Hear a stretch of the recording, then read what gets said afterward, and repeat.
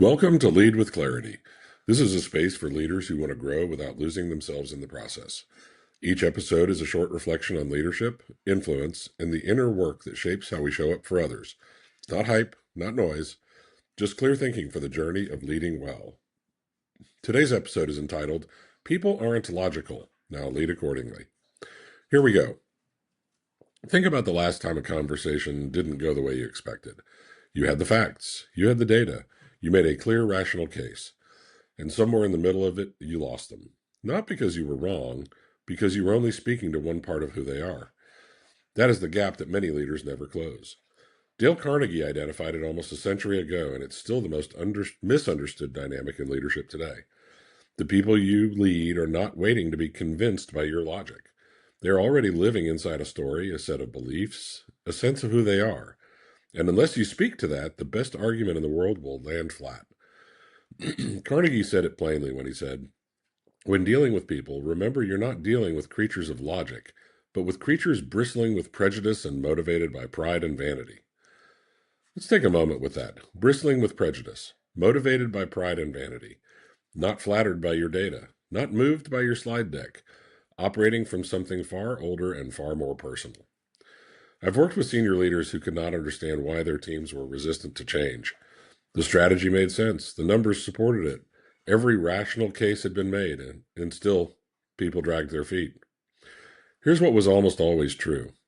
The change threatened something, not the process, but the identity, the role someone believed they were there to play, the expertise they had spent years building, the way they saw themselves in the organization. When leaders started speaking to that, not the change itself, but what the change meant for the people in the room, everything shifted because they stopped leading with logic and started leading with understanding. Here's where a lot of leaders take Carnegie the wrong way. They read this as license to be manipulative, to appeal to ego, to flatter their way through difficult conversations. That's not the point, and it's not effective long term. Pride and vanity are not levers to pull. They are information. They're telling you what this person needs to feel safe, respected, and valued in the conversation you're having with them. A leader who uses that information to control is not leading. A leader who uses it to connect is doing something completely different. The reframe is this. Emotional intelligence is not soft leadership. It's precise leadership. When you understand that the person across from you is not a rational actor, you stop being frustrated by their resistance and you start being curious about it. What are they protecting? What do they need to feel acknowledged? What does a yes or a no mean to their sense of self? Those are not psychological games. Those are the real questions, the ones that unlock alignment, not just agreement. The best leaders I know don't separate logic from emotion. They understand that logic lands inside emotion. You don't get to bypass the human being to reach the decision maker. They are the same person. Before your next difficult conversation, before your next pitch, before your next performance conversation, ask yourself this. What does the person across from me need to feel seen about before I ask anything of them? Not what do they need to hear, what do they need to feel? Dignity, relevance, that their perspective actually matters to you, not just as a formality, but as real input.